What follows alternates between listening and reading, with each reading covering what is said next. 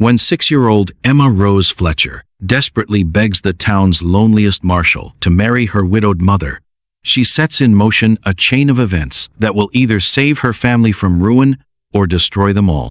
But can a lawman, whose own heart has been shattered by betrayal, find the courage to believe in love again when deadly secrets from Catherine Fletcher's past come hunting for them both?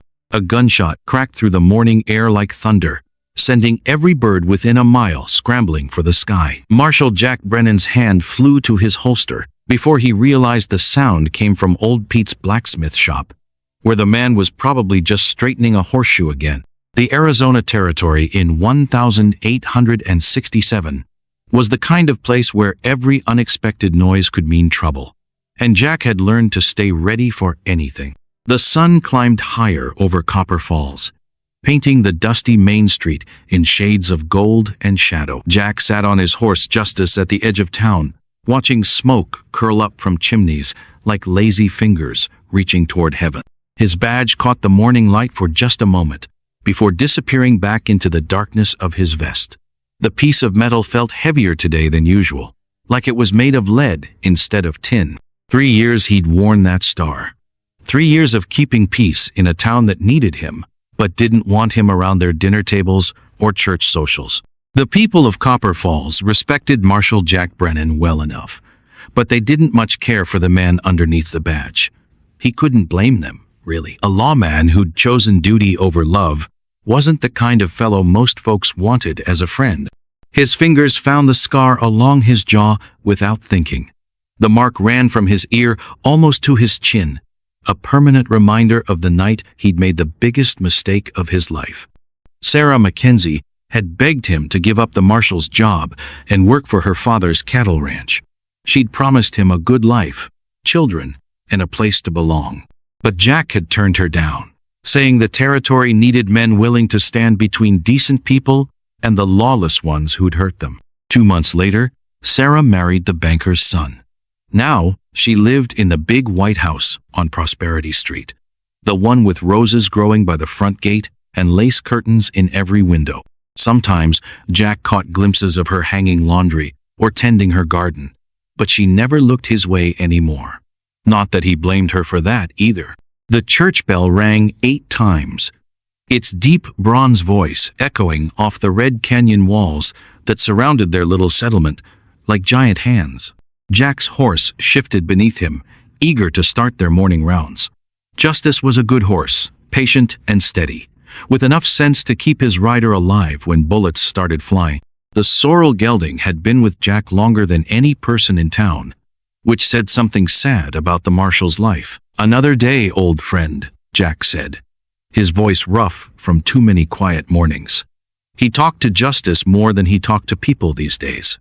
At least the horse never looked at him with pity or disappointment. They rode slowly down Main Street, past the general store where Mrs. Henderson was already sweeping her front steps, and the Silver Dollar Saloon where the piano player was probably still sleeping off last night's whiskey. The barbershop pole spun in the morning breeze, its red and white stripes catching the light like a candy cane. Everything looked peaceful and normal, but Jack knew better than to trust appearances in a place like this. The Arizona Territory attracted all kinds of people. Some came looking for gold or silver or a fresh start, away from whatever they'd left behind. Others came because they were running from the law, or from debts, or from mistakes that followed them like shadows. Jack's job was to figure out which kind he was dealing with before they caused trouble for the innocent folks just trying to make honest living. He stopped outside Murphy's General Store to check on a broken window that some drunk cowboy had put his fist through the night before. Old Man Murphy had already boarded it up with pine planks, but Jack could see glass glittering in the dirt like dangerous diamonds. He made a mental note to talk to the saloon keeper about cutting off customers before they got too rowdy. "Morning, Marshal," called a voice from across the street. Jack touched his hat brim in response to Doc Williams, who was unlocking his office door. The doc was one of the few people in town who treated Jack like a regular human being instead of just a badge with legs.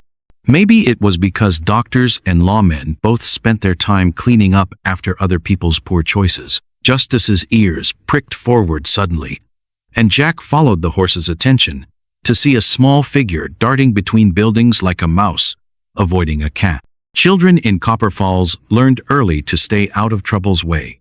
But this little one seemed to be heading straight toward him, instead of running off like most kids did when they spotted the marshal.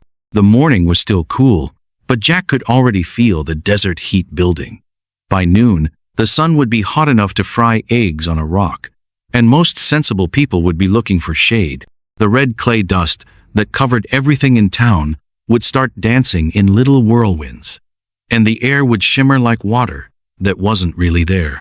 Jack had grown up in cooler country, where trees stayed green all year, and snow covered the ground in winter.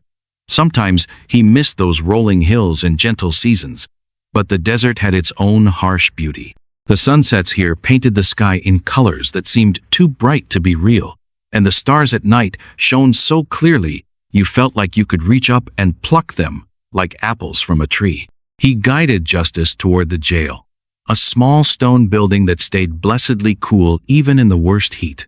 The jail only had 2 cells, but they were usually enough for Copper Falls troublemakers. Most of the real outlaws passed through town quickly, heading for Mexico or California, where the law might not follow them so closely. The morning routine helped keep Jack's mind off darker thoughts. Check the jail, walk the streets, stop by the bank and the post office. Make sure everything was running smooth as creek water. It wasn't exciting work most days, but it was necessary. Towns like Copper Falls balanced on a knife's edge between civilization and chaos, and sometimes all it took was one lawman's attention to keep them from falling into darkness. But today felt different somehow. Justice sensed it too, the way his ears kept swiveling toward sounds that weren't quite there. Maybe it was just the weather changing, or maybe Jack's instincts were trying to tell him something important. 3 years of marshalling had taught him to pay attention when his gut started whispering warnings. The little figure he'd spotted earlier was getting closer now, moving with the determined stride of someone on an important mission. Jack squinted through the morning haze and realized it was a girl, maybe 6 or 7 years old, with blonde hair escaping from braids that had seen better days. Her dress was clean but patched, the kind of careful mending that spoke of loving hands making do with very little. Something about the child's purposeful approach made Jack straighten in his saddle. In his experience, kids usually wanted one of 2 things from the law. Either they were in trouble themselves, or someone they cared about was in trouble. Either way, it usually meant his quiet morning was about to get a lot more complicated. The sun climbed higher, and Jack felt sweat starting to gather under his hat brim. The day was going to be a scorcher, the kind that made tempers run as hot as the desert sand. On days like this, small disagreements had a way of turning into big fights, and big fights had a way of ending with someone calling for the marshal. But for now, all was quiet, except for the steady clip-clop of Justice's hooves on the packed earth, and the distant sound of Mrs. Patterson's sewing machine already working away in her dress shop. The seamstress started early every day, trying to finish orders before the heat made her little shop unbearable. Jack had noticed her working later into the evenings too, probably taking on extra sewing to make ends meet. Times were hard for a lot of folks in Copper Falls. The silver mine that had brought most people to town in the first place wasn't producing like it used to, and some families were starting to pull up stakes and head for more promising territory. Every week seemed to bring news of another family loading their belongings into a wagon and heading west or north or anywhere that might offer better opportunities. The little girl was close enough now that Jack could see the determined set of her jaw and the way her small hands were clenched into fists at her sides. Whatever had brought her looking for the marshal, it was serious business in her young mind. Jack found himself curious despite his usual wariness around children.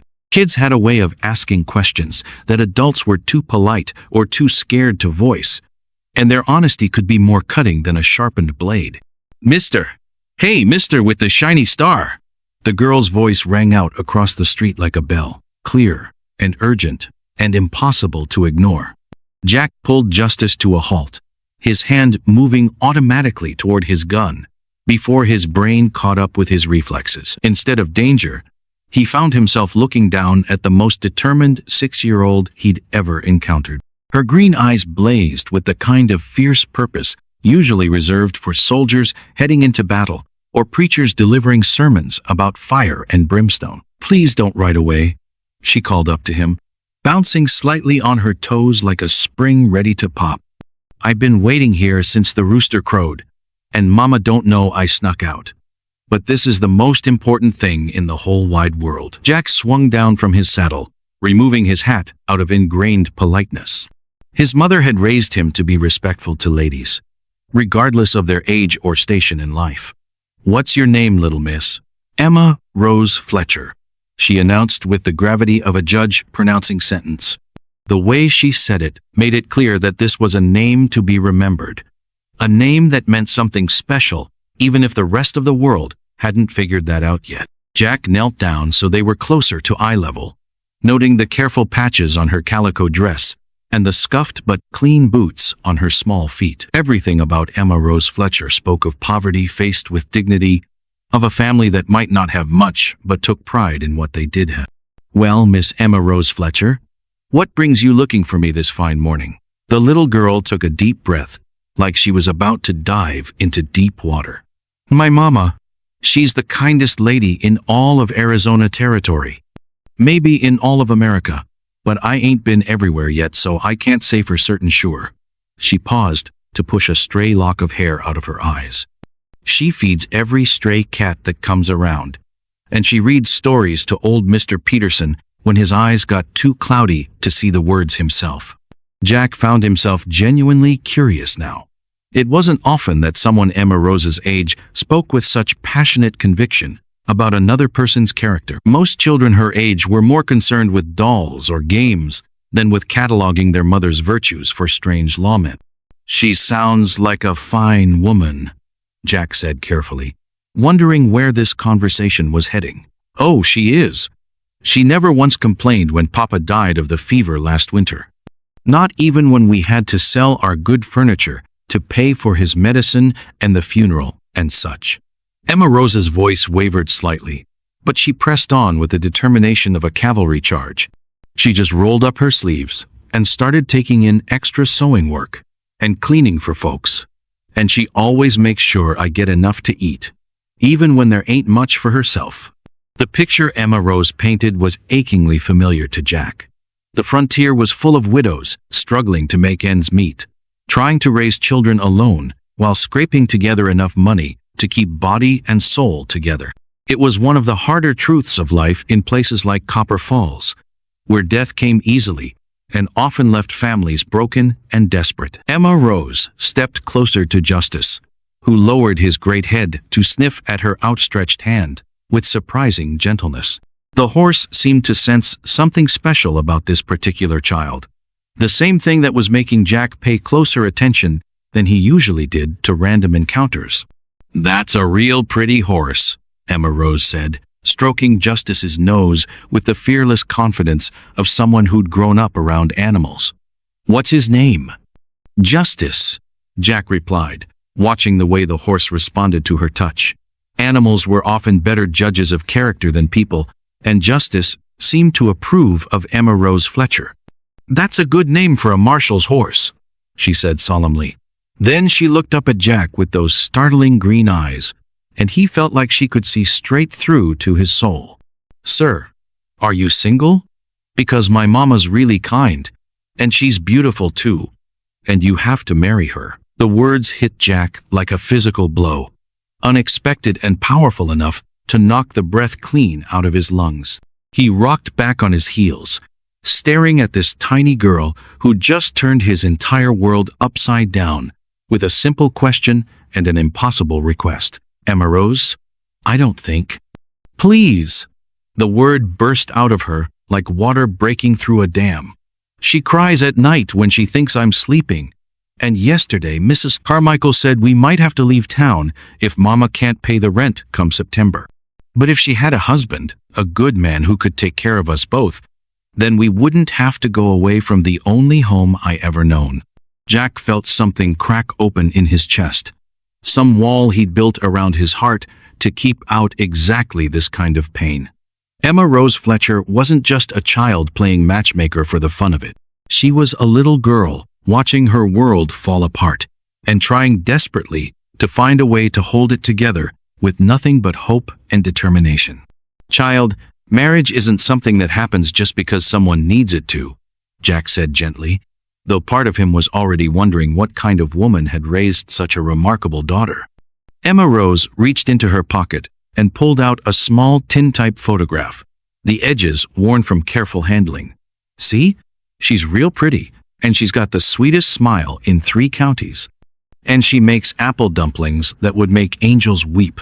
Least, that's what Sheriff Matthews said before he got married and moved to Tucson." Jack found himself taking the photograph before he could think better of it.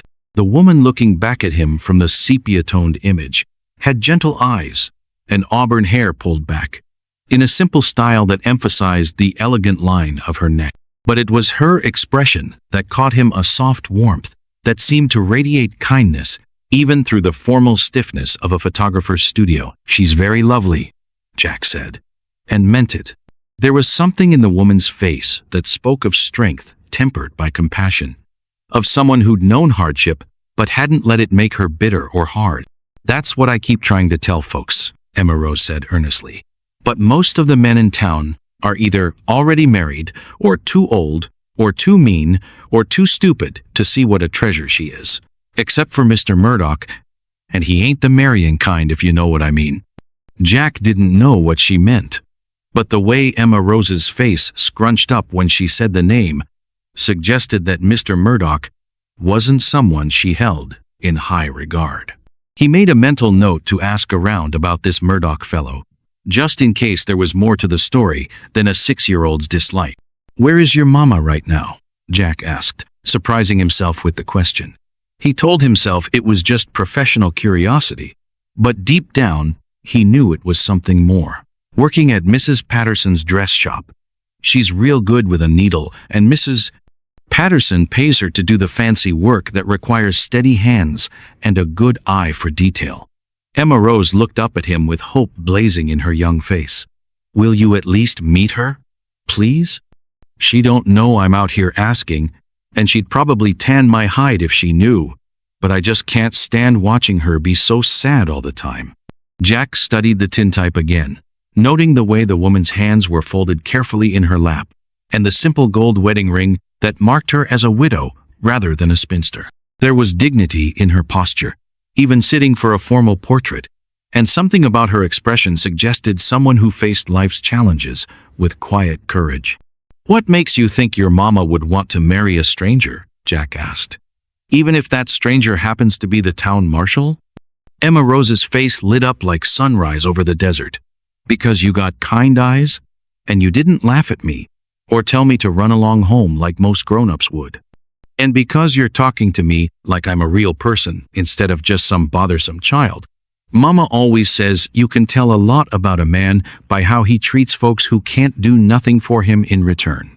The simple wisdom of it struck Jack speechless for a moment. Out of the mouths of babes, his grandmother used to say, and Emma Rose Fletcher was proving the old saying true with a vengeance. This child saw the world with clear eyes unclouded by adult cynicism, and her faith in human goodness was both humbling and terrifying. "Emma Rose, even if I was interested in meeting your mama, there's no guarantee she'd want to meet me," Jack said carefully, "and there's certainly no guarantee that anything would come of it, even if she did. But you'll try?" The hope in her voice was so bright it hurt to look at directly. "You'll at least give her a chance to see what a good man you are?" Jack looked down at the photograph one more time, memorizing the gentle curve of the woman's smile and the intelligence in her dark eyes. Something was stirring in his chest, something he'd thought was buried so deep it could never claw its way back to the surface. It felt dangerously like hope, and hope was a luxury Jack Brennan had learned he couldn't afford. But Emma Rose Fletcher was looking at him like he held the power to save her entire world, and Jack found he couldn't disappoint those trusting green eyes. "I suppose it wouldn't hurt to stop by the dress shop," he said finally. "Just to introduce myself proper, you understand. nothing more than common courtesy. Emma Rose's whoop of joy echoed off the canyon walls and sent a flock of ravens into indignant flight. She threw her arms around Jack's waist in an impulsive hug that caught him completely off guard, then stepped back with a grin that could have powered the entire territory. "You won't be sorry, Marshal Brennan," she declared with absolute certainty. "Mama's going to like you just fine, and you're going to see that marrying her would be the smartest thing you ever did in your whole life." As Emma Rose skipped away toward home, probably to avoid getting in trouble for her unauthorized morning expedition, Jack found himself staring after her with a mixture of admiration and terror. Somehow, in the space of one conversation, a 6-year-old girl had managed to crack open the careful walls he'd built around his heart and plant seeds of possibility in ground he'd thought was too barren to grow anything but regret. He looked at the tintype one more time before tucking it carefully into his vest pocket, right next to his heart. Catherine Fletcher. Even her name had a musical quality that made him want to say it out loud, just to hear how it sounded. "Well, Justice," he said to his patient horse, "looks like our quiet morning just got a whole lot more interesting." The needle slipped, and Catherine Fletcher watched a tiny drop of blood bead on her fingertip like a perfect red pearl. She'd been sewing for 12 years, ever since her mother taught her the trade. But her hands were shaking this morning for reasons she couldn't quite name. Maybe it was the strange dream she'd had about Robert, her late husband, standing in a field of wildflowers and telling her it was time to stop looking backward. Or maybe it was the way Emma Rose had been acting lately, full of secret smiles and mysterious errands that made Catherine wonder what her daughter was planning now. The Patterson dress shop felt smaller today than usual, its walls pressing in like they were trying to squeeze the breath from her lungs. Bolts of fabric lined the shelves in neat rows, their bright colors a sharp contrast to the faded blue paint peeling from the window frames. Catherine's workspace occupied the back corner, where the morning light was best for the detailed embroidery work that Mrs. Patterson paid her extra to complete. Through the window, she could see the main street of Copper Falls coming alive with its daily rhythm. Old Pete was already hammering away at his forge, sending sparks dancing into the desert air like tiny shooting stars. Mrs. Henderson swept her front steps with the same fierce determination she brought to everything, as if dust was a personal enemy that needed defeating every single day.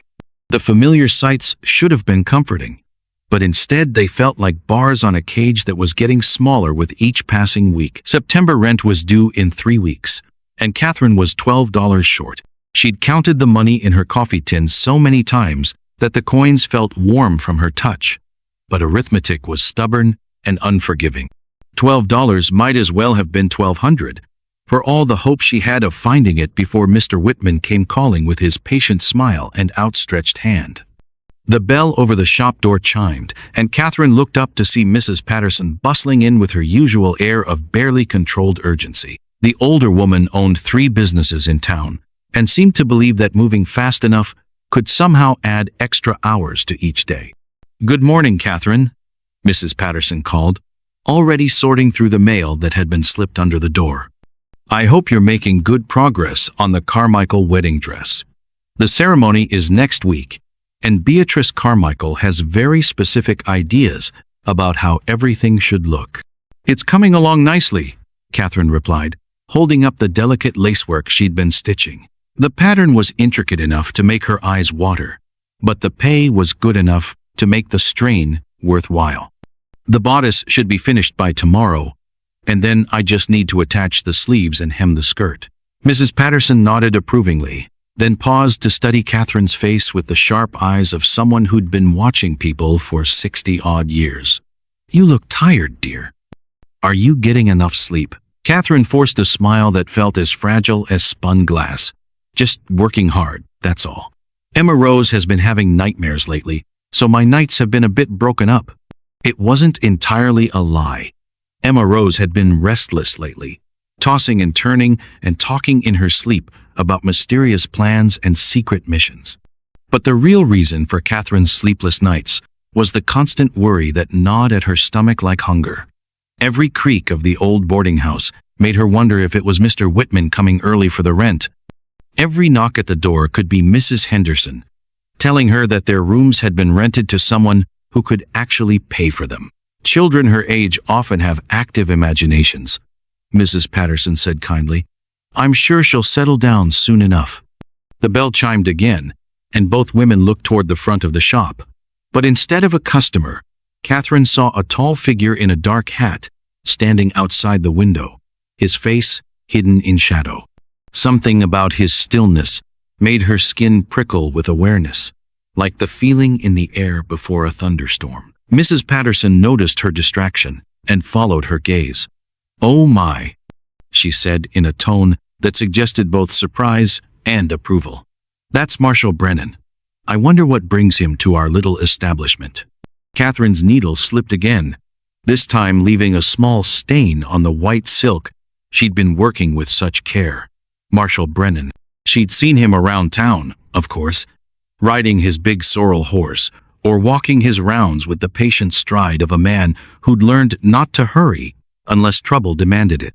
But she'd never paid him much attention beyond noting that he seemed like a decent enough fellow who minded his own business and expected others to do the same. Now, watching him through the window, she found herself studying the way he carried himself. There was something in his posture that spoke of loneliness, a careful distance that reminded her of a wolf that had been hurt too many times to trust easily. His clothes were clean and well mended, suggesting a man who took care of himself, even if no one else did.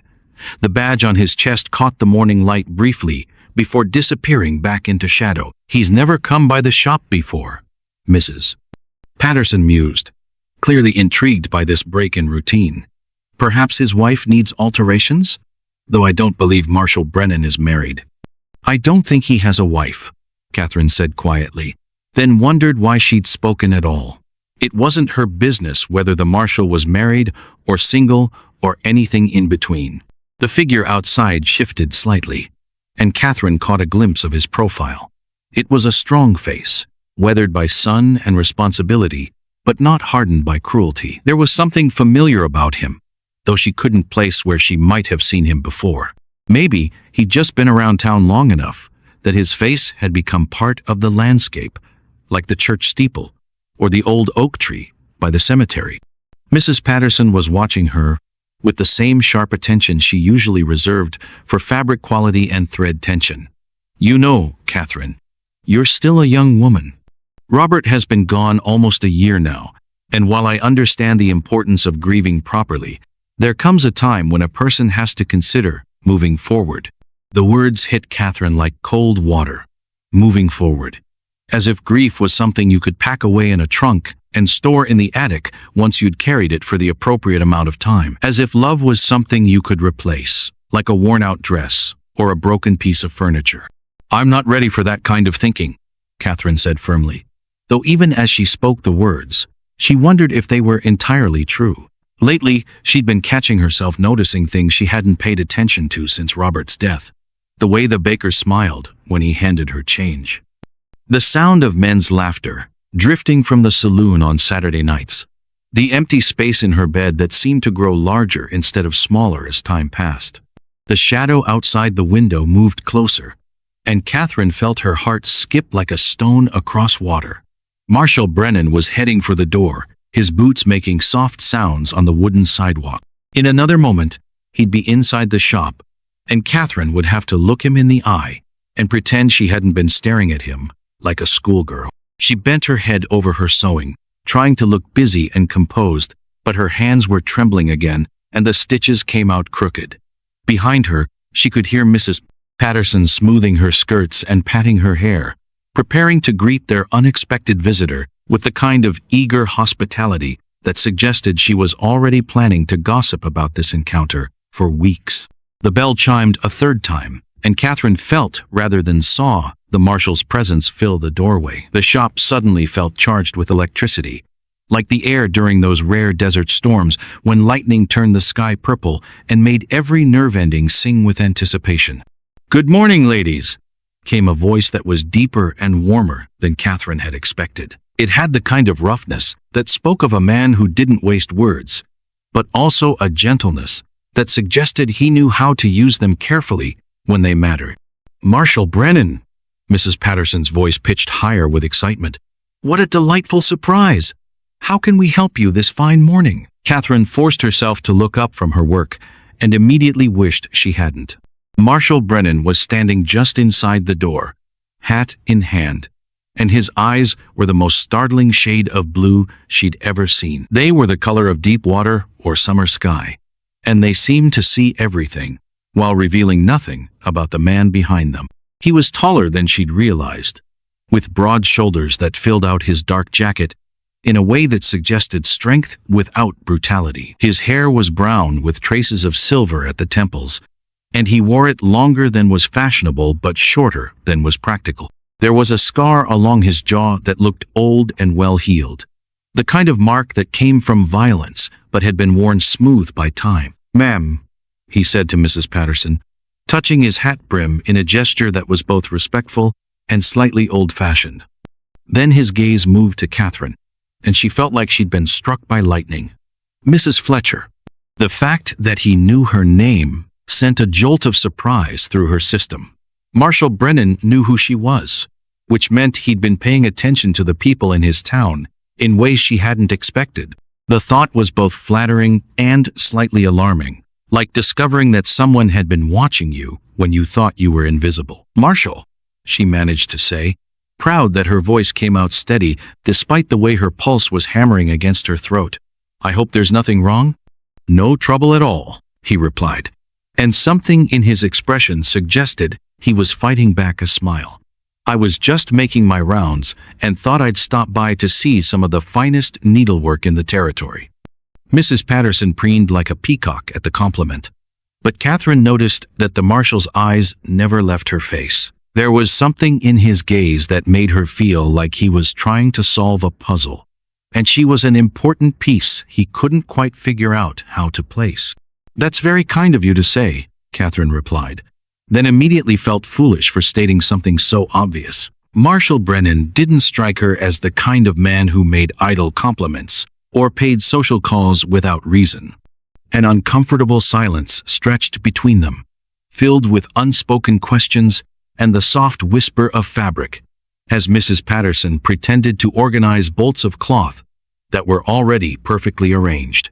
Catherine found herself memorizing details about the marshal that she had no business noticing. The way his hands looked strong but gentle, as if they'd know how to hold something precious without breaking it. The small lines around his eyes that suggested he smiled more than his serious expression would indicate. The careful way he moved, like a man who'd learned that sudden movements could be dangerous. "Your daughter," he said suddenly, and Catherine's world tilted sideways. "Emma Rose. She's quite a remarkable young lady." The words hung in the air like smoke, and Catherine felt her stomach drop toward her shoes. Emma Rose.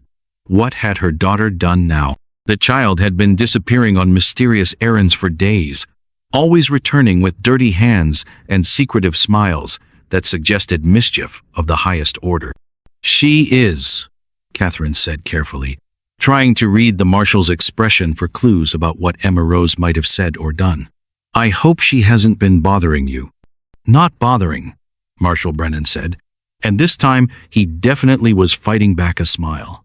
"She has some very interesting ideas about fixing things that she believes need fixing."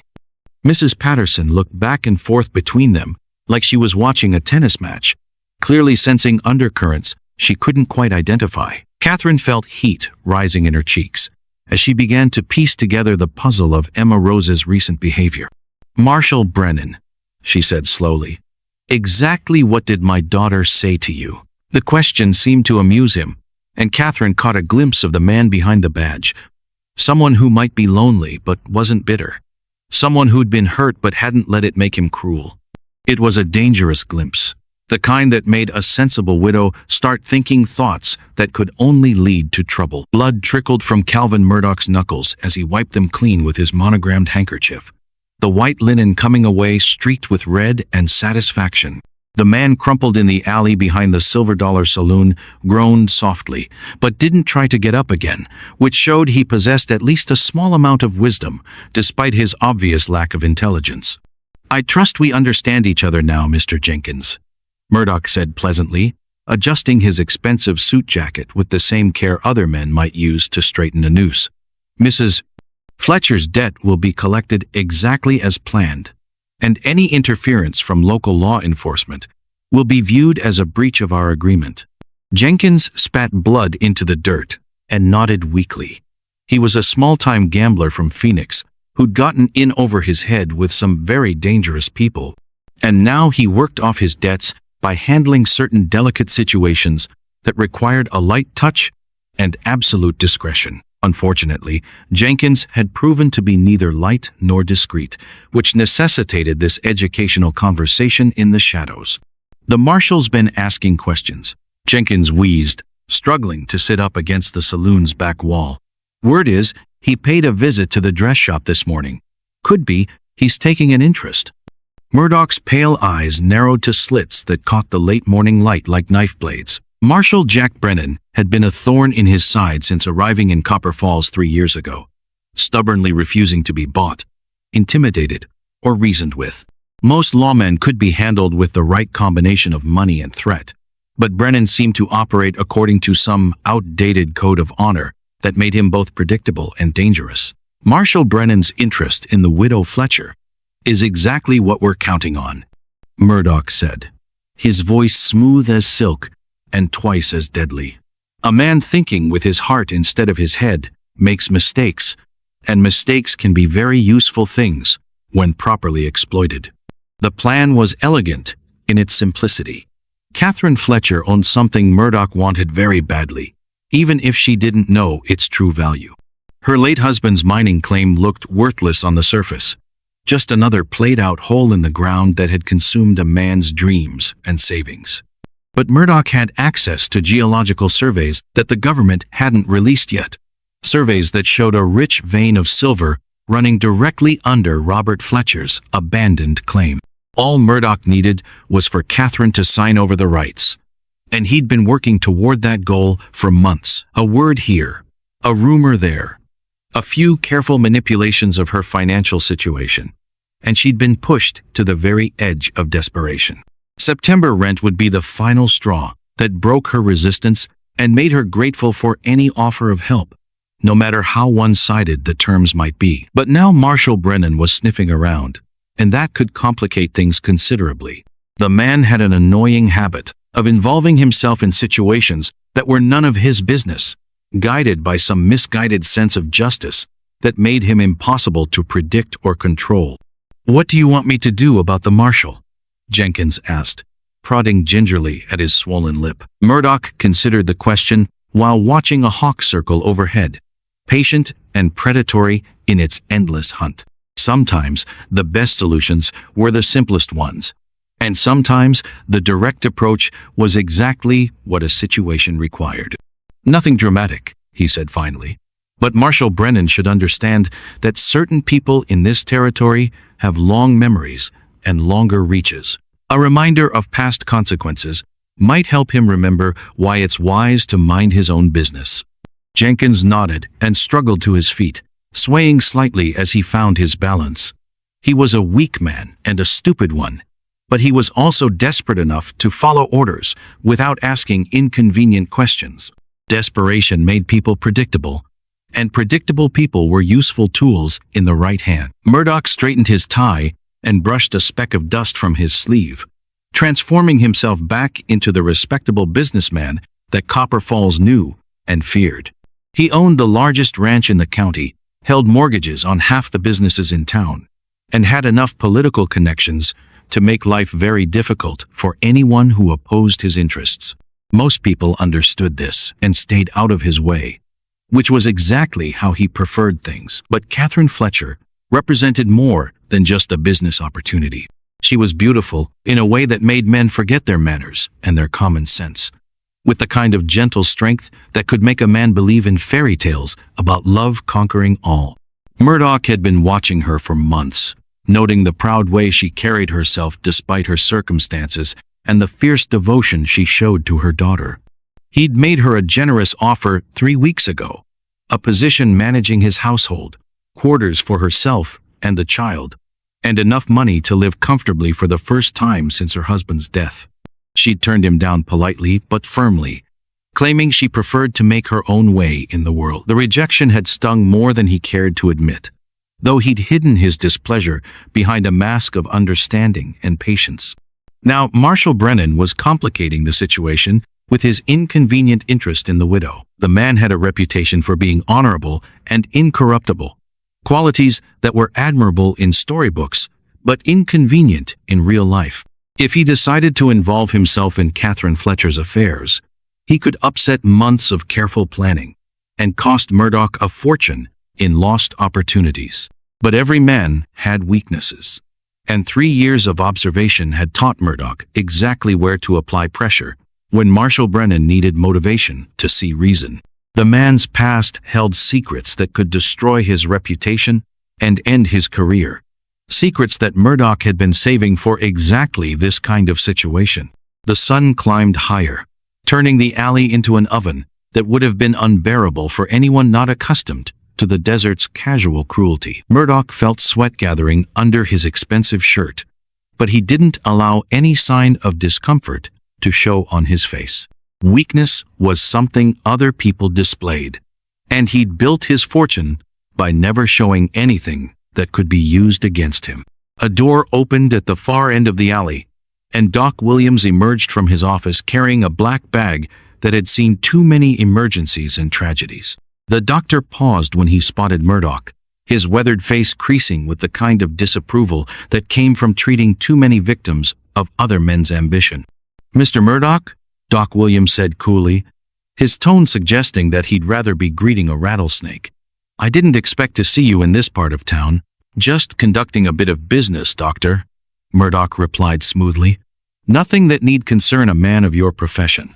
Doc Williams' eyes flicked to Jenkins, who was still leaning against the wall and looking like he'd been trampled by a particularly vindictive horse. The doctor's expression grew even stonier, but he was smart enough not to ask questions that might require answers he didn't want to hear. "Seems like there's been a lot of that kind of business lately," Doc Williams said carefully. "Folks getting hurt in accidents, owing money to people they can't quite remember borrowing from. Funny how these things always seem to happen to people who own property that somebody else might want." The accusation hung in the air like gun smoke. But Murdoch's smile never wavered. Doc Williams was old and respected, but he was also just one man, with no real power beyond his ability to patch up the wounded and bury the dead. He could disapprove all he wanted, but disapproval wouldn't stop progress or change the basic facts of how business was conducted in places like Copper Falls. "I'm sure I don't know what you mean, doctor," Murdoch said pleasantly, "though I do hope you'll remember that accidents can happen to anyone, at any time, often when they least expect them." Doc Williams held his gaze for a long moment, and Murdoch could see the older man weighing options and consequences in his mind. Finally, the doctor shook his head and continued down the alley, but not before giving Jenkins a look that suggested he should probably find somewhere else to conduct his recovery. Alone again, Murdoch allowed himself a moment of genuine satisfaction. Every piece was falling into place exactly as he'd planned, and soon Catherine Fletcher would be forced to accept the reality of her situation. She could sign over the mining claim and accept his generous offer of employment, or she could watch her daughter suffer the consequences of her stubborn pride. Either way, Murdoch would get what he wanted. He always did. The sound of horses' hooves echoed off the alley walls, and Murdoch turned to see 3 riders approaching from the direction of the main road. They were hard-looking men with the kind of casual violence that came from years of settling disputes with bullets instead of words. Their leader was a scarred giant named Garrett, who specialized in collecting debts that couldn't be recovered through legal means. "Mr. Murdoch," Garrett called, touching his hat brim in a gesture that managed to be both respectful and mocking. "We got your message about the Fletcher woman. You want us to handle it the usual way?" Murdoch considered the question while studying the 3 men who represented the kind of force he preferred to keep in reserve. They were effective but crude, lacking the subtlety that made his usual methods so successful. But sometimes, subtlety was a luxury that circumstances couldn't afford, and Catherine Fletcher's continued resistance was becoming an expensive problem. "Not yet," he said finally. "Give Marshal Brennan a chance to remember why it's healthy to mind his own business. If he proves reasonable, we can proceed with the original plan. If not..." He let the sentence hang unfinished, knowing that men like Garrett preferred implications to explicit instructions. Garrett nodded and wheeled his horse around, leading his men back toward the main road. They would wait and watch, ready to act when the situation required their particular talents. In the meantime, Murdoch had other preparations to make, and other pressures to apply. Catherine Fletcher thought she could resist his offers and maintain her independence. But she was about to learn that independence was a luxury that required resources she no longer possessed. And Marshal Brennan was about to discover that some battles couldn't be won through courage and determination alone. The game was approaching its final moves, and Calvin Murdoch had never lost a game that mattered. 3 gunshots shattered the afternoon quiet like broken glass, sending every soul in Copper Falls diving for cover behind wagons, barrels, and anything else that might stop a bullet. Emma Rose Fletcher pressed herself against the wall of Murphy's General Store, her heart hammering so hard she could feel it in her throat as masked riders thundered down Main Street, firing into the air and whooping like wild animals. The bank robbery was over almost before it started, but the terror it left behind hung in the desert air like smoke from a grass fire. Emma Rose peeked around the corner of the building just in time to see the last rider disappear in a cloud of dust, heading toward the canyon country, where the law would have trouble following. In their wake, they left chaos and fear, and the kind of silence that came after violence had passed through like a tornado. People began emerging from their hiding places slowly, the way prairie dogs crept from their burrows after a hawk had moved on to hunt elsewhere. Mrs. Henderson stood in her doorway, clutching a broom like a weapon, her face pale as fresh milk. Old Pete peered out from behind his anvil, hammer still raised, as if he planned to fight off the next gang of outlaws with nothing but blacksmith tools and stubborn determination. But Emma Rose wasn't thinking about bank robbers or stolen money or any of the grown-up problems that would keep the adults talking for weeks. She was thinking about the conversation she'd overheard earlier that morning, when 3 hard-looking men had been talking to Mr. Murdoch behind the Silver Dollar Saloon about her mama and some kind of debt that didn't make any sense at all. The riders had been a distraction, she realized with the sharp clarity that sometimes came to children when adults were too busy being afraid to think straight. While everyone in town was focused on the bank robbery, someone else was probably carrying out a different kind of crime entirely. Someone who knew that Marshal Brennan would be busy chasing bank robbers instead of protecting the people who really needed his help. Emma Rose's stomach dropped like a stone down a well as the pieces clicked together in her mind. Mama had been working late at the dress shop, finishing the Carmichael wedding dress that was due tomorrow. She'd be alone in the little building, focused on her sewing, and completely unaware that danger was circling like buzzards over a dying animal. Without stopping to think about the wisdom of her actions, Emma Rose pushed away from the wall and started running toward the dress shop. Her feet flew over the packed dirt of Main Street, dodging the people who were still emerging from their hiding places and trying to make sense of what had just happened. Behind her, she could hear Marshal Brennan's voice shouting orders to the men who would form a posse to chase the bank robbers. But she didn't slow down to listen. The dress shop door stood open, which wasn't unusual on hot afternoons when Mrs. Patterson tried to catch any breeze that might stir the stifling air inside. But something about the quality of the silence made Emma Rose's skin crawl with the same feeling she got when she found a snake coiled in the woodpile behind their boarding house. "Mama?" she called softly, stepping through the doorway with the caution of a deer approaching a waterhole. "Mama, are you all right?" The shop looked normal at first glance. Bolts of fabric arranged in neat rows, Mrs. Patterson's desk covered with order forms and payment records, the sewing area in the back where Mama spent her days creating beautiful things from plain cloth. But Emma Rose had spent enough time in this place to notice when something was wrong. And everything about the scene felt like a picture that had been hung slightly crooked. Her mother's work basket sat overturned beside her chair, spools of thread scattered across the floor like colorful beetles. The Carmichael wedding dress lay crumpled in a corner, its delicate lacework torn and stained with something that looked suspiciously like blood. Most telling of all, Mama's thimble lay abandoned on the floor, and Catherine Fletcher never left her thimble anywhere except safely stored in its proper place. Emma Rose's breathing came fast and shallow as she searched the shop for any sign of what had happened to her mother. A back window stood open that should have been closed, and fresh boot prints in the dust outside suggested that someone had left in a hurry. The tracks led toward the livery stable, where a person could get horses without asking too many questions if they had enough money to make it worth the stable owner's while. "Help!" Emma Rose screamed, her voice cracking with terror and desperation. "Somebody help! They took my mama!" But even as she cried out, she knew that most of the town's men were already saddling up to chase bank robbers, who were probably miles away by now. The timing was too perfect to be coincidence, and Emma Rose felt sick with the understanding that someone had planned this whole thing like a chess game, where her mother was just another piece to be captured. She ran back toward Main Street, where Marshal Brennan was checking his weapons before mounting his horse to join the pursuit. His face was grim with the kind of controlled anger that suggested someone was going to pay dearly for the day's crimes. But Emma Rose could see that he was focused on the wrong criminals entirely. "Marshal Brennan," she called, grabbing his arm with both hands like she was trying to anchor a ship in a storm. "They took Mama. The bank robbery was just to get you out of town so they could take her."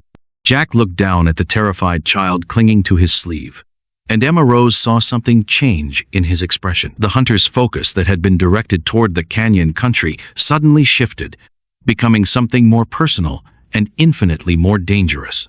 "Where?" he asked, his voice deadly quiet. "The dress shop." They went out the back window, and the tracks lead toward the stable. "But Marshal, they got maybe 10 minutes head start, and if you go chasing after the bank robbers instead—" "I'm not going anywhere," Jack said firmly, already turning away from his horse and the posse that was forming around him. "Deputy Morrison can handle the bank robbery. I've got more important business right here." Emma Rose felt a surge of relief so powerful it made her knees wobble. Marshal Brennan understood what the adults planning this crime had failed to consider, that some things were more important than duty, and some people were worth more than the law they'd sworn to uphold. "Can you track them?" Emma Rose asked, trotting alongside his long strides as they headed toward the dress shop. "Can you find where they took her?" Jack's smile was sharp as a blade and twice as dangerous. "Little miss, I've been tracking men across this territory since before you were born. Whoever took your mama just made the biggest mistake of their very short lives."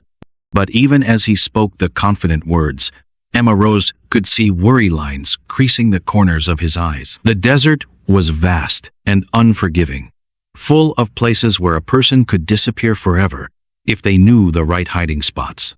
And whoever had planned this crime had been thinking ahead, using the bank robbery as cover for something much more personal and potentially much more deadly.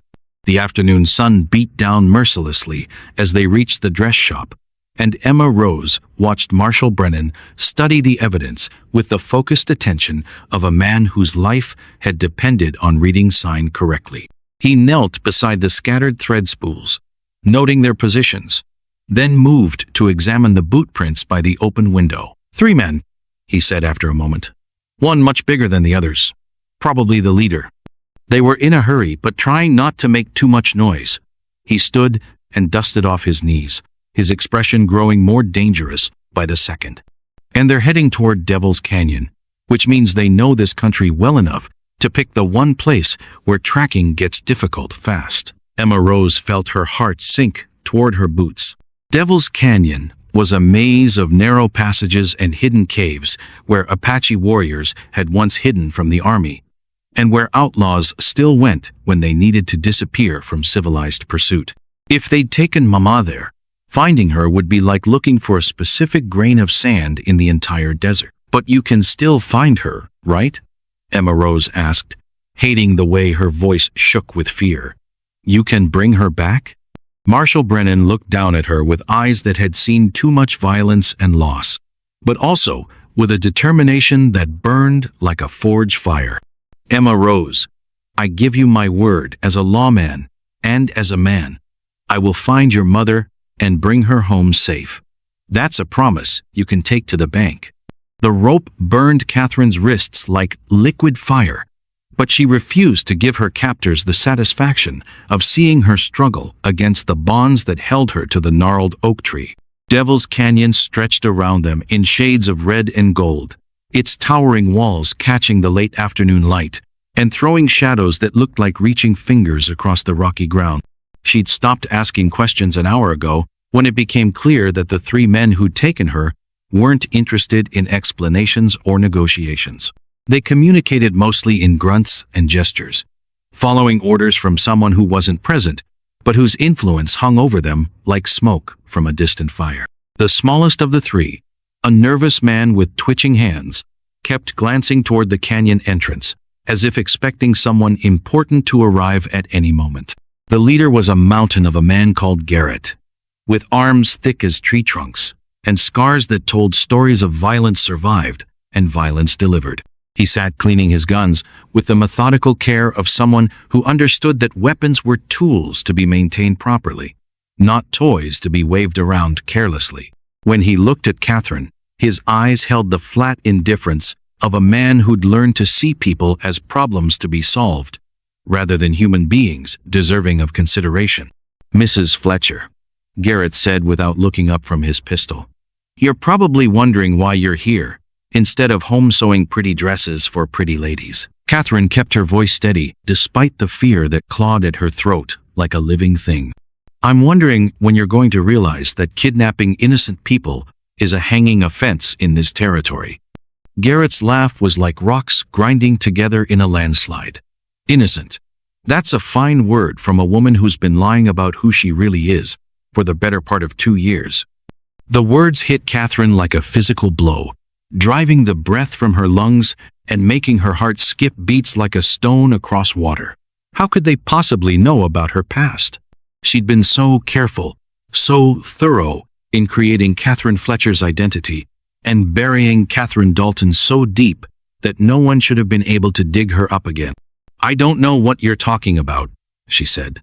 But even to her own ears, the denial sounded weak and unconvincing. Course you don't, Garrett replied, finally looking up from his weapon with eyes that glittered like broken glass. Just like you don't know nothing about that bank job in Silver City back in '65, just like you don't remember riding with the Dalton gang before you got smart and disappeared with your share of the take. The accusations hung in the desert air like heat shimmer, distorting everything Catherine thought she'd left behind when she married Robert Fletcher and tried to build a new life based on truth instead of lies. But the past had teeth, and no matter how far you ran or how carefully you hid, it always found ways to sink those teeth deep and drag you back to face the consequences of choices you'd made when you were younger and more desperate.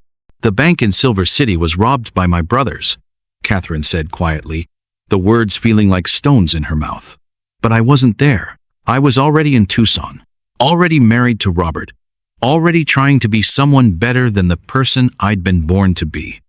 Tell that to the witnesses who swore they saw Catherine Dalton riding out of town with a bag full of stolen money, Garrett said, returning his attention to his pistol.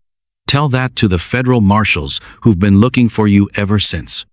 The second man, who'd been silent until now, finally spoke up. Heard tell there's a $5,000 bounty on your head. Dead or alive. That's enough money to keep a man comfortable for a long, long time. Catherine felt the walls of the canyon pressing in on her like a tomb. $5,000 was more money than most people in Copper Falls saw in 5 years. Enough to motivate desperate men to take desperate chances. But something about this situation felt wrong. Too organized, and too convenient to be just about bounty hunt. If you're planning to turn me in for the reward, why bring me all the way out here? She asked. Why not just take me to the nearest federal marshal and collect your money? Garrett and his companions exchanged glances that spoke of secrets and plans that went deeper than simple greed. The nervous man with twitching hands looked toward the canyon entrance again, and Catherine began to understand that they were waiting for someone else to arrive. Someone who would make the final decisions about her fate. Let's just say our employer has a more complicated arrangement in mind, Garrett said finally. Something that benefits everyone involved, including you and that pretty little daughter of yours. The mention of Emma Rose sent ice through Catherine's veins, despite the desert heat. If these men were willing to threaten a 6-year-old child to get what they wanted, then she was dealing with people who had no limits and no conscience. The realization was terrifying, but it also clarified her thinking in ways that fear alone couldn't manage. What do you want? She asked bluntly. We want you to be reasonable, came a new voice from the canyon entrance. Catherine turned to see Calvin Murdoch riding toward them on a horse that probably cost more than most people's houses. His expensive suit somehow still immaculate, despite the desert dust and heat. We want you to understand that your current situation offers opportunities for everyone involved. Murdoch dismounted with the careful grace of someone who'd spent more time in boardrooms than on horseback, but who understood the importance of appearing comfortable in any environment. He approached Catherine with the confident stride of a man who believed the world existed primarily for his benefit, and that other people were simply resources to be managed efficiently. Mrs. Fletcher, he said, touching his hat brim in a gesture that managed to be both polite and mocking. I apologize for the dramatic nature of our meeting, but you've proven remarkably resistant to more conventional approaches. You mean bribes and threats? Catherine replied, proud that her voice remained steady despite the terror that was trying to claw its way up her throat. I prefer to think of them as business propositions and realistic assessments of your options, Murdoch said smoothly. But semantics aside, I believe we can reach an arrangement that serves everyone's interests admirably. He produced a folded document from his jacket pocket, handling it with the reverence other men might reserve for sacred texts or family photographs. When he unfolded it, Catherine could see official-looking seals and signatures that suggested legal weight and governmental authority. This is a quitclaim deed for your late husband's mining property, Murdoch explained. Sign it, and I'll ensure that certain federal authorities never learn about your unfortunate resemblance to a wanted fugitive. Refuse, and I'm afraid the forces of justice will have no choice but to pursue their lawful duties. Catherine stared at the document that would sign away the last tangible connection to her life with Robert. The mining claim was worthless. Everyone knew that, including Robert himself before the fever took him. He'd spent their last savings chasing dreams of silver in those barren hills, convinced that one more tunnel or one more shaft would reveal the fortune that would solve all their problems. But if the claim was truly worthless, why was Calvin Murdoch willing to go to such elaborate lengths to acquire it? The man didn't make moves without calculating profits, and he certainly wouldn't orchestrate kidnappings and threats over a piece of useless ground that wouldn't pay for the paper the deed was written on. The claim is played out, Catherine said, testing the waters of Murdoch's desperation. Robert spent 2 years proving there's nothing there but rocks and false hopes. Murdoch's smile never wavered, but something flickered in his pale eyes that suggested she'd touched a nerve. Perhaps your late husband simply lacked the resources to properly develop the property. Perhaps more recent geological surveys have revealed potential that wasn't apparent to amateur prospectors. The admission was slight, but it told Catherine everything she needed to know. Murdoch had information about her husband's claim that she didn't possess, information that made the apparently worthless property valuable enough to justify kidnapping and extortion. The knowledge gave her a small measure of power in a situation where she'd felt completely helpless, but it also made her more dangerous to men who preferred their victims ignorant and compliant. And if I refused to sign? She asked, though she already knew the answer. Then Catherine Dalton will be turned over to federal authorities to face justice for her crimes, Murdoch replied. And Emma Rose will become a ward of the state, placed in an orphanage, where she'll learn that life can be much harder than anything she's experienced so far. The threat was delivered with the casual cruelty of a man discussing the weather. But Catherine heard the steel beneath the silk. Murdoch would destroy a child's life without losing a moment's sleep if it served his purposes. And he expected her to understand that reality and act accordingly. But Catherine Fletcher had been Catherine Dalton once, and Catherine Dalton had learned to survive in a world where weakness was a luxury that could get you killed. The lessons of that harder life came flooding back now, sharpening her senses and focusing her mind with clarity born from desperation. Somewhere in the distance, she could hear the sound of approaching horses. Marshal Jack Brennan's gun blazed like lightning as he dove behind a boulder, bullets whining off the rocks around him like angry hornets seeking blood. The canyon erupted into chaos as Garrett's men scrambled for cover, their careful ambush dissolving into desperate survival as they realized they'd underestimated the fury of a man fighting for something more precious than his own life. "That's far enough, Marshal," Garrett's voice boomed off the canyon walls, rough as grinding stone. "You take one more step, and the widow dies where she stands." Jack pressed his back against the sun-baked rock, his heart hammering like a blacksmith's hammer on hot iron. Through a gap in the stones, he could see Catherine tied to the oak tree, her face pale but determined, in the golden light of late afternoon. Murdoch stood beside her with a pistol pointed at her temple, his expensive suit somehow still pristine, despite the desert dust and violence swirling around them. "Let her go, Murdoch," Jack called back, checking his ammunition with the practiced efficiency of a man who'd learned that empty chambers meant death in situations like this. "Your fight's with me, not with innocent women." Murdoch's laugh carried across the canyon like the sound of breaking glass. "Innocent? Oh, Marshal, you really don't know who you're trying so hard to rescue, do you? Allow me to enlighten you about the true identity of your beloved Catherine Fletcher." The words hit Jack like a physical blow, but he forced himself to focus on the tactical situation rather than whatever revelations Murdoch thought would distract him. 3 gunmen, 1 hostage, limited cover, and approximately 20 yards of open ground between his position and the tree where Catherine was held. The odds weren't good, but Jack had faced worse situations and lived to tell about them. "Catherine Fletcher is actually Catherine Dalton," Murdoch continued, his voice carrying the satisfaction of a man revealing a carefully guarded secret. "Wanted by federal authorities for bank robbery in Silver City. There's a $5,000 bounty on her head, dead or alive." Jack felt the ground shift beneath him as the implications crashed through his mind like a flash flood through a dry creek bed. Catherine Dalton. He knew that name, had seen it on wanted posters and federal bulletins that crossed his desk regularly. But the woman described in those documents bore little resemblance to the gentle seamstress who'd captured his heart with her quiet dignity and fierce love for her daughter. "You're lying," Jack said.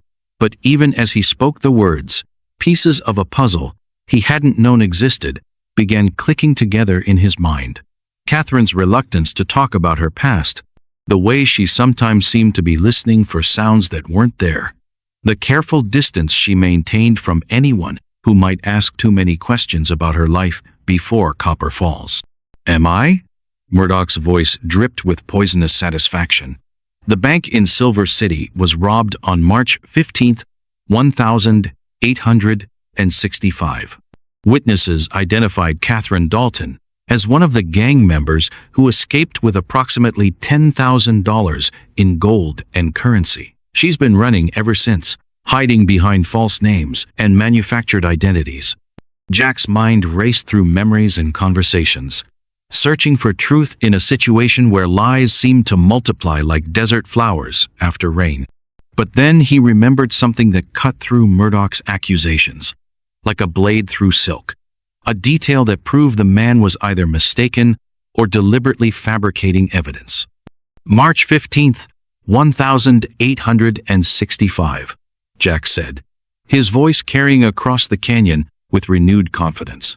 That's interesting, Murdoch, because on March 15th, 1865, Catherine Fletcher was giving birth to her daughter in Tucson. I know because I was there, helping Doc Williams when the midwife couldn't make it through a spring storm. The lie came so smoothly, so confidently, that even Jack almost believed it himself. But it had the desired effect. Doubt crept into Murdoch's expression, and his gun hand wavered slightly as he processed the implications of Jack's claim. "You're lying to protect her," Murdoch snarled. But uncertainty had replaced the confident satisfaction in his voice. "Check the records if you don't believe me," Jack replied, taking advantage of Murdoch's momentary confusion to shift position behind the rocks.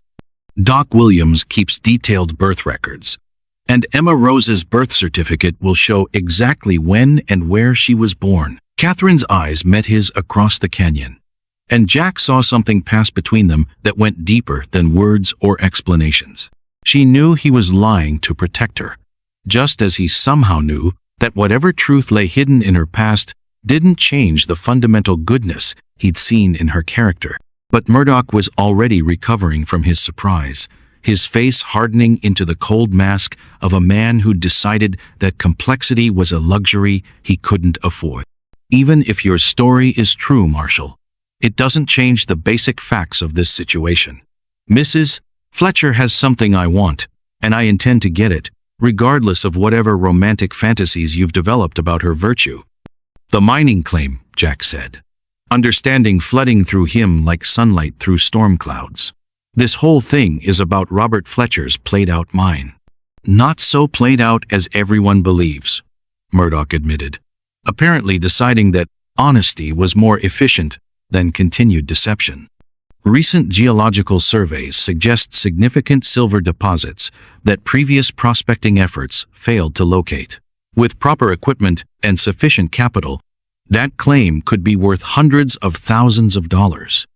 The admission explained everything. The elaborate setup, the kidnapping, the careful timing that used the bank robbery as a distraction. Murdoch had orchestrated an entire criminal conspiracy to steal property that he couldn't acquire through legal means, and he'd been willing to destroy innocent lives to achieve his goals.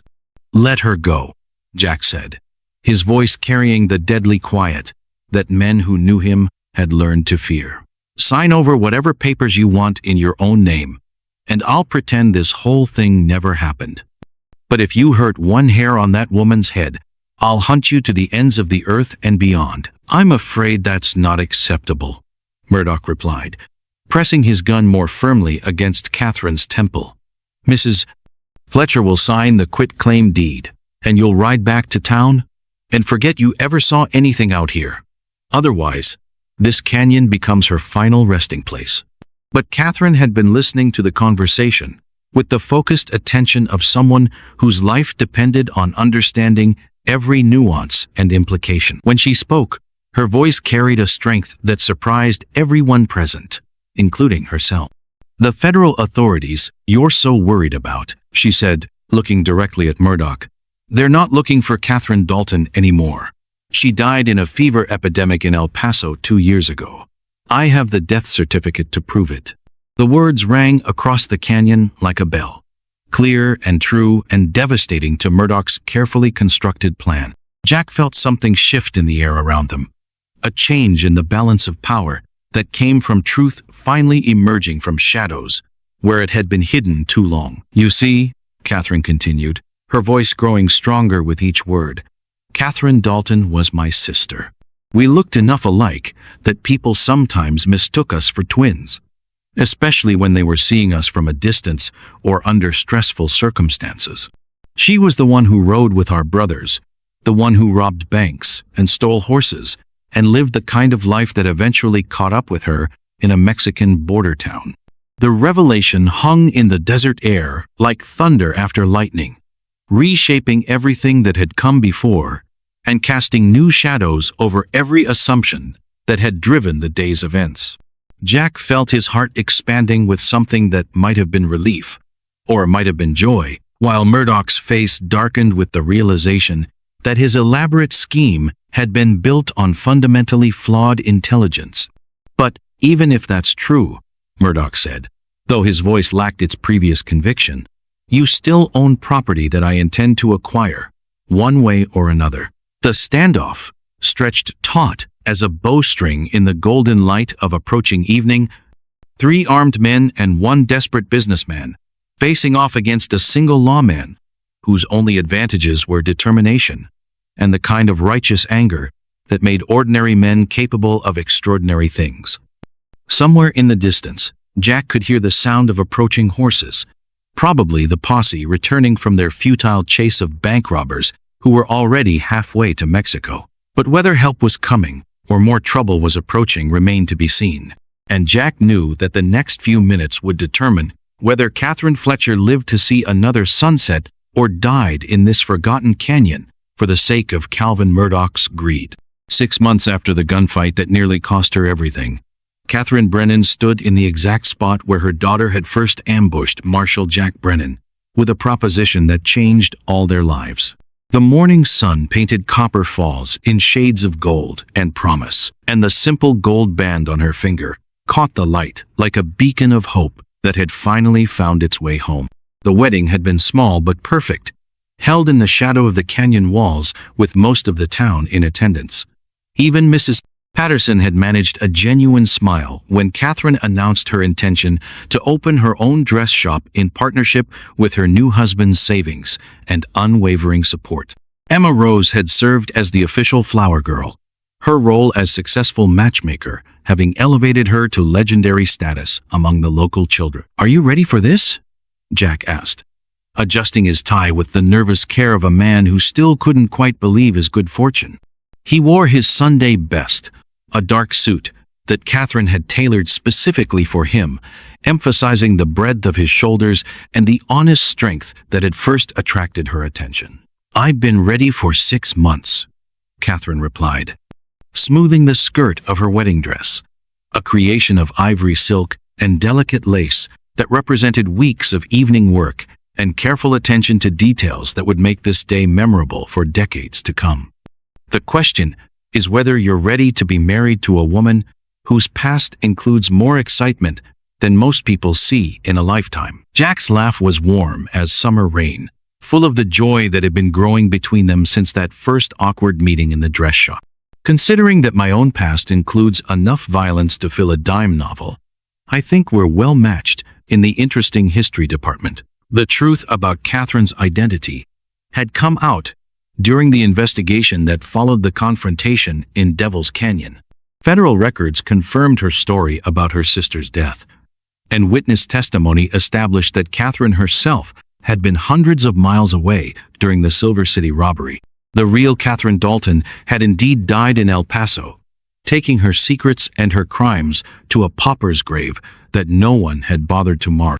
Calvin Murdoch was serving 5 years in territorial prison for kidnapping and extortion, his dreams of silver wealth having evaporated along with his freedom and reputation.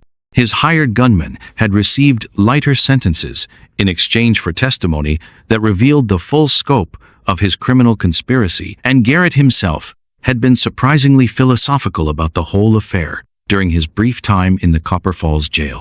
"Should have known better than to bet against a man fighting for his woman," the big gunfighter had said while waiting for transport to Tucson. "Some things are worth more than money, and a smart man recognizes them when he sees them."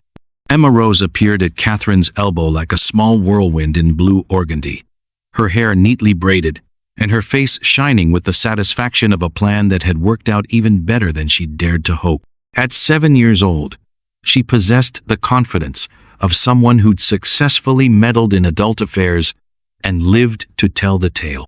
"Mama, everyone's waiting for you and Papa Jack to come inside," she announced, using the title she'd bestowed on her new stepfather with characteristic decisiveness.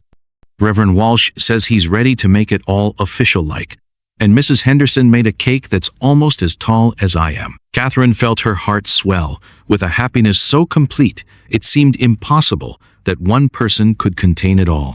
The past 6 months had brought changes she couldn't have imagined during those dark days when poverty and desperation had seemed like permanent fixtures in her life. Jack's steady presence had given her the courage to face old fears and embrace new possibilities, while his love had shown her that some fairy tales could come true for ordinary people who were brave enough to believe in them. The mining claim that had caused so much trouble turned out to be worth exactly what Robert Fletcher had always believed it was worth: nothing.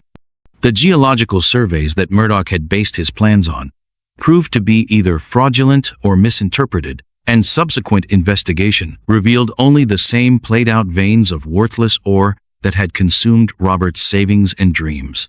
But Catherine had signed the property over to the territorial government anyway, preferring to put that chapter of her life permanently behind her. "Mrs. Brennan," Jack said softly, offering her his arm with the formal courtesy that had first marked him as a gentleman beneath his lawman's exterior. "Shall we go make our promises official?" The small church was packed with faces that had become familiar over the months of their courtship. Doc Williams beaming with the satisfaction of someone who'd approved of the match from the beginning. Sheriff Matthews, who'd ridden over from Tucson to serve as best man. Even old Pete, who'd cleaned up remarkably well for the occasion. Mrs. Patterson sat in the front row, dabbing at her eyes with a lace handkerchief, having appointed herself the unofficial guardian of Catherine's reputation and happiness. As they walked down the aisle together, Catherine caught glimpses of the life they were building through the faces of their friends and neighbors. These were people who'd seen her through the worst times and chosen to celebrate the best ones. People who understood that love was something to be treasured and protected rather than taken for granted. Reverend Walsh opened his worn Bible to the familiar passages that had joined countless couples before them, but Catherine found her attention drifting to the man standing beside her. Jack's profile was strong and honest, in the morning light streaming through the church windows, and his hand holding hers was steady as bedrock. This was the man who'd risked his life to save her, who'd believed in her innocence when all the evidence suggested guilt, who'd chosen love over duty and found a way to honor both. "Do you, Catherine Fletcher, take this man to be your lawfully wedded husband?" Reverend Walsh's voice carried clearly through the small sanctuary, formal words that carried the weight of binding promises and shared tomorrows. "I do," Catherine said, her voice strong and clear and free of doubt. The simple gold band that Jack slipped onto her finger had belonged to his grandmother, carrying with it the blessing of a love that had endured through hardships and triumphs across 3 generations. When Reverend Walsh pronounced them husband and wife, Emma Rose let out a whoop of joy that echoed off the rafters and set the entire congregation laughing. Catherine kissed her new husband under the approving gaze of their chosen family, tasting salt from tears of happiness and sweetness from promises kept. Later, as the celebration wound down and the desert stars began their nightly vigil overhead, Catherine found herself standing on the porch of their new home with Jack's arms around her waist. Emma Rose was finally asleep after an evening of dancing and cake and the kind of excitement that would fuel stories for weeks to come. "No regrets?" Jack asked quietly, his breath warm against her ear. Catherine leaned back against his solid chest and watched the lights of Copper Falls twinkling like earthbound stars in the valley below. 6 months ago, she'd been a desperate widow facing eviction and poverty, terrified that her daughter would pay the price for decisions made by people she'd never even met. Tonight, she was Catherine Brennan, wife and partner, and beloved member of a community that had chosen to embrace her despite her complicated past. "Only one," she said, turning in his arms to face the man who'd become her anchor in a world that had seemed determined to sweep her away. "I regret that it took Emma Rose's matchmaking scheme for us to find each other. We could have had more time." Jack's smile was soft as candlelight, full of the contentment that came from finding home in another person's heart. "We have all the time in the world now, and besides, some things are worth waiting for, even when you don't know you're waiting." Above them, the Arizona sky stretched endlessly toward tomorrow, vast and star-filled, and full of possibilities that seemed as bright as the love that had brought them together. Catherine Brennan was finally done running from her past and ready to embrace a future built on truth, trust, and the kind of love that made ordinary miracles possible. In the distance, a coyote called to its mate across the desert silence, and somewhere in the darkness, another love story was probably just beginning. But for Catherine and Jack and Emma Rose, their story had found its happily ever after in a little town called Copper Falls, where a child's desperate plea had shown two wounded hearts how to heal each other and become whole. The broken star on Jack's chest might still bear its dents and tarnish, but it no longer felt heavy with regret. Instead, it shone with the quiet pride of a man who'd learned that sometimes the most important law to uphold was the one written in your own heart, and sometimes the greatest justice was simply choosing love over fear and hope over despair. They were home.